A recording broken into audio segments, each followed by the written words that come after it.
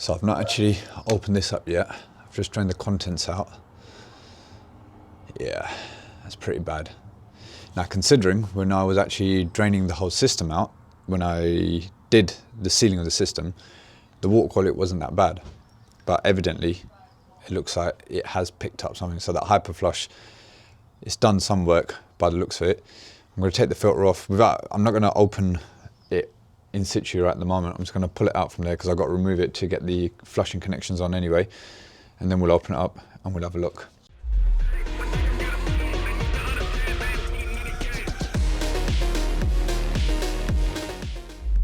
Good morning. It is Wednesday, not Wednesday, it's Thursday the 7th of May. And we are back at this job. So if you remember a couple of weeks ago, I was here to seal the system. The customer has got 15mm pipework to the radiators upstairs and microbore to the radiators downstairs, and he's been having issues with circulation. And I explained, I think, the history of it in the first part of the video, so I'll link that video up here. So if you want to know the history of it, you can go and watch that video and I'll explain. You don't want to hear me repeat myself again and again. But basically, long and short of it was an open venting system. I recommended that we seal the system, so put an expansion vessel, PRVs heading out the wall there, fitted a filter, so I've got MagnaClean up there, and I pre-dosed it with some Kamco HyperFlush. Now today, because it is microbore, I'm not going to be power flushing it, I'm going to be mains flushing it. And that's basically the plan. I've also got to change a couple of bits upstairs as well. Let me grab them out the van so that we are ready now. These are not my first choice of pump valves. It's the baller fix ones, but there's baller fix ones here already. And if you know about pump valves, you know that they're not all the same size. And I've been caught out before where I've tried to change pump valves from one style to another, and they're either too long or they're too short, and it either means I've had to either trim some of the pipe back or I've had to extend some of the pipe work. So now I always try and bring like for like pump valves, so that if I do got to swap them out, I know I'm not going to have any issues. Let me just grab the light. Oh, and this is also very important. Pressure, oh, you guys can't, there you go. Pressure's held. So that was initially at 1.5 when I'd left, but I did tell the customer that there might be a bit of air in it, and he said it's settled down to just over 1 bar, and it's been 2 weeks and that's not dropped. So that's a good sign. That means that's all good. You can see the pump valves here, they're looking a little bit worse for wear. So I'm going to be replacing those pump valves, like I said, with the baller fix ones. And then also down here, we've got a crusty old gate valve. Now that one's going to be a little bit more tricky to replace, I think, because it all depends on if I've got any movement on the pipe work. So I've got myself another 22mm gate valve as well. So I'm hoping I've got a bit of movement on that, but all that sort of stuff I can do at the end, I can sort out afterwards. I don't need to do anything with the shower pump. It's just the system which has been pressurized. The domestic side is still on open vent. Now, what I need to figure out first, there's a couple of washing machine valves downstairs. I need to just double check if they're off the mains or if they're off the tank, because I want it obviously mains pressure. So I'm going to turn the stopcock off, open up those valves, see if we get water coming out. If we still do, then it's off the tank. Hopefully we don't, because it's a shorter run from there to the boiler, and then I can start mains flushing through that. Once I've finished in the mains flush and I've drained the system out fully, then I will sort out these pump valves and that gate valve. There's no point trying to do it now while the system's still full of water.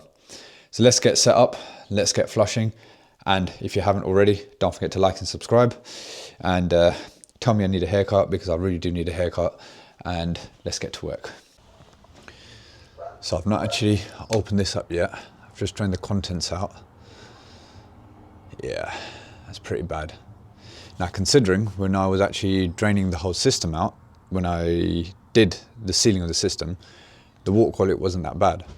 But evidently, it looks like it has picked up something. So that HyperFlush, it's done some work by the looks of it. I'm going to take the filter off. I'm not going to open in situ at the moment. I'm just going to pull it out from there because I've got to remove it to get the flushing connections on anyway, and then we'll open it up and we'll have a look. Right, let's have a look. Whoa, whoa, that has a lot of sludge. That's just from circulating 2 weeks. No flushing. That's just circulating around the system. Let's see what this flush brings, eh?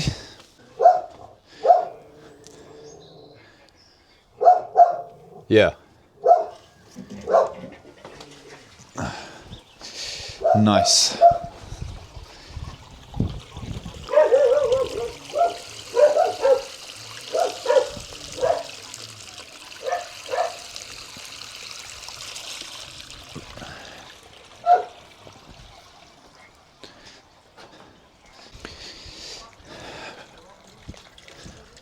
We're clearing up, so this is the second radiator, but what I'm going to do now, I'm actually going to keep the camera here. Let's point you guys down. We can see everything there, yeah? Cool. I'm going to go and shut down one rad and open up another one. Next one's open. Shutting down one that's just been flushed.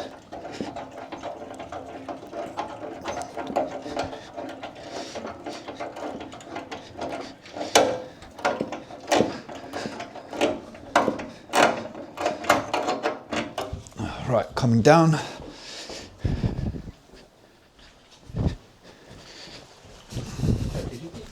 Sorry? Did you need me? No. I was just talking to myself. Oh, okay. Yeah. It's already black before I've even got down here. And it looks like it's actually getting darker. So yeah, it's doing its job. Flashing out each radiator one by one until it runs clear, and then move on to the next one, and so on and so forth. Oh, that is actually getting darker, isn't it? Nice. Hopefully after this the system will be running a lot better.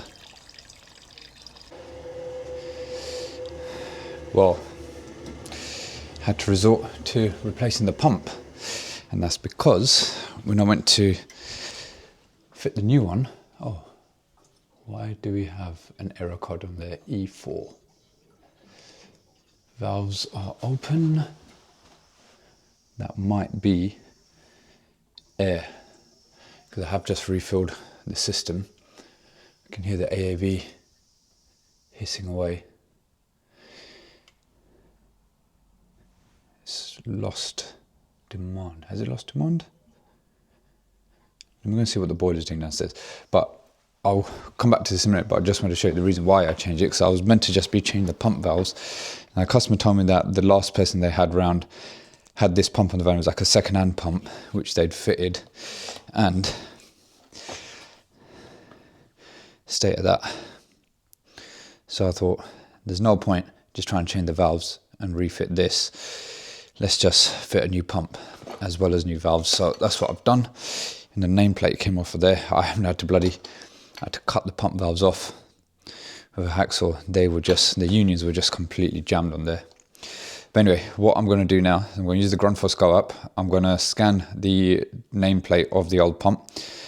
That's going to help me set up the new one. But first I need to find out why we have lost power. And that's still hissing away. So let me try and find out what's going on with this, and then we'll come back and get it all set up. We're back. It was just basically, there's still air in there. That's why it's showing sometimes, well, when it goes back to it, it's showing 0 cubic meters per hour.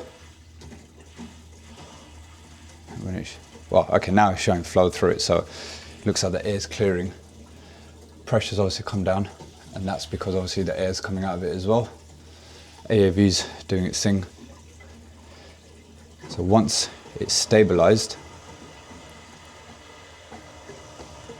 yeah, see, still coming up with an error there, and that's because it's still got air in the system. Just got to let all that air come out before I can set it up, I believe.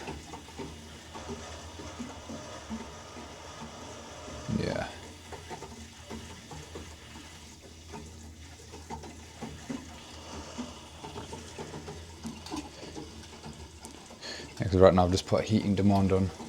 All the radiators are open, so I just think it's just going to take a few minutes for it to clear the air. I might even start setting up actually, and then put it through its venting cycle. Okay, let's do this. I'm doing a screen recording on this at the same time, so just go to Go Replace. We've got the nameplate here. Now you can either enter the product details manually, or you can just scan it.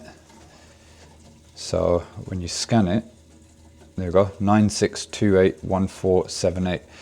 96281478. So that's right, so we confirm that. Alpha2 Go, full pump replacement, not just the head, which we've done. So set up pump, we've installed it.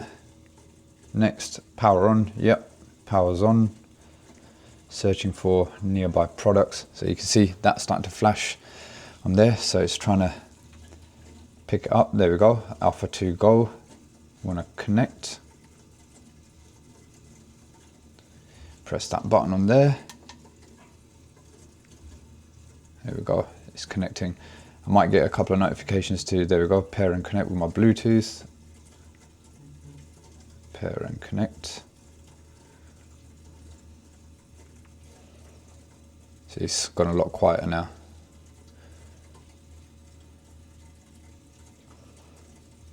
There we go, so now we just go through, so say mix system of, well, it's a mixed system, you guys can read it. We've got a radiator, domestic hot water cylinder and radiator. Bypass valve, there shouldn't be one anyway because it's a Y plan, no bypass valve. We're not gonna hydronically balance the system today. New setup, constant pressure, manual set point. So you can do a calculated set point. That's the flow rate set point determined by the design heat load and designated temperature differential. So I don't have all that information to hand, so we're just going to do it as a manual set point. And then it recommends what it should be at. So I normally leave it at speed 2, which is on like a 4-meter head. Now vent the pump. It's actually already vented, so I don't need to worry about that. So I'm going to skip that. And I'm just going to put here Cal shot, because that is the road that I'm on. There we go, setup is complete. And now from here I can actually look at all of the facts and figures of the pump, how it's doing. So I can create a report by doing that, by adding in the customer's details, etc., which I don't really need to do at the moment, but here we go. So now this is showing me everything that the pump's doing. So I can even stop the pump from here, see, and start it again. So this is like if you've got an airlock and you want to clear it, you can start it from the app. We've got a constant pressure, got a set point. You can view all the metrics, so you can see what the estimated flow rate is on there, 0.9 cubic meters per hour. The estimated head, 4 meters, power consumption, 25 watts, cumulative operational time. So it's also telling you how long the pump's been running for as well, the speed, the power, the number of starts it's had, etc. It is quite clever, this Grundfos GO app. And then, yeah, like I say, you can go on there to create a report, but that is all good. That is all done. Pumps on. Now, I did not change that. And the reason why I didn't change that is because it was quite risky to do that. It was very tight to the cylinder and that was flexing. So I explained to the customer, it's not actively leaking. So why it's not actively leaking, I've said, look, we'll leave it for the time being, because the last thing we want to do, disturb that, split the cylinder, and then we got a whole load of trouble. So for the time being, we've left that, fit the new pump. Main thing is to obviously make sure that the heating and the hot water is working. I mean, hot water has not been a problem, but mainly just the heating side. And now here, oh yeah boy, I've got heat going down the flow side. So yeah, in terms of the job itself, all done. I'm just going to top up the pressure a little bit more. We're at 1 bar. Who's calling me? Josh is calling me. Right, I'll come back to you guys in a bit. Right, boiler is still on. Pluming away. I've packed up the majority of my stuff. Now the final thing we're going to check, obviously the Testo 860i for this. I'm just going to let it sync up to my phone. Come on, there we go, connected. Right, now this is the moment of truth. Right, we've got heat coming in there.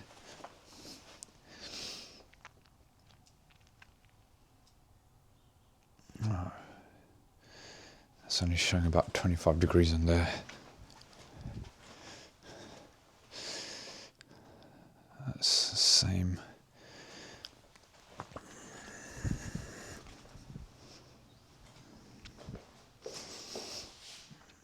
Yeah, about 25.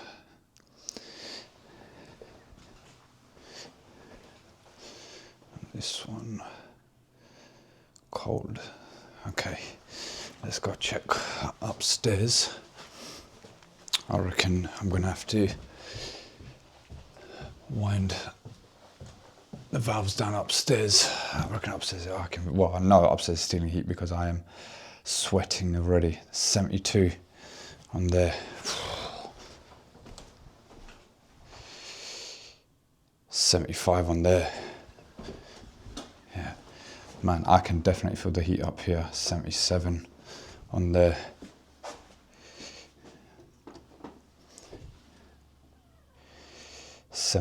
Right, let me wind them down and then see if we can push the heat downstairs. I just clocked this. No, it's not underfloor heating, but you can see the pipe runs.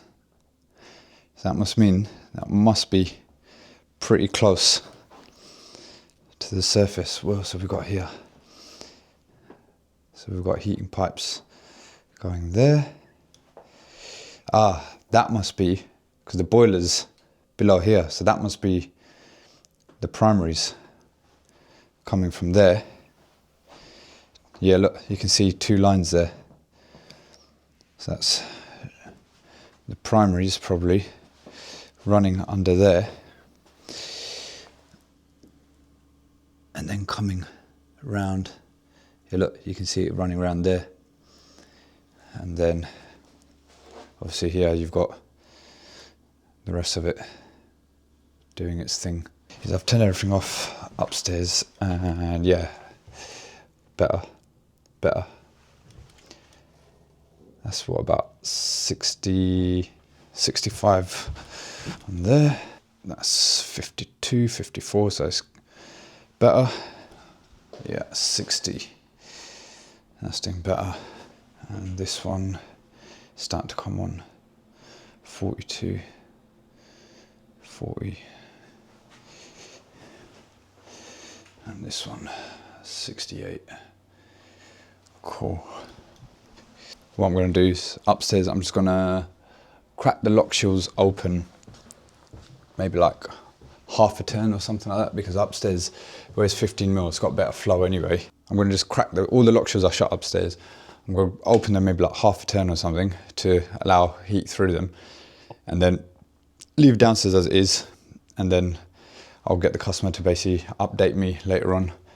They haven't moved in fully yet, as you can see, because I think they want to get all these bits done and get it all the decorating stuff done and everything before they fully move in. So he's going to let me know over the next few days or weeks or so how he's getting on.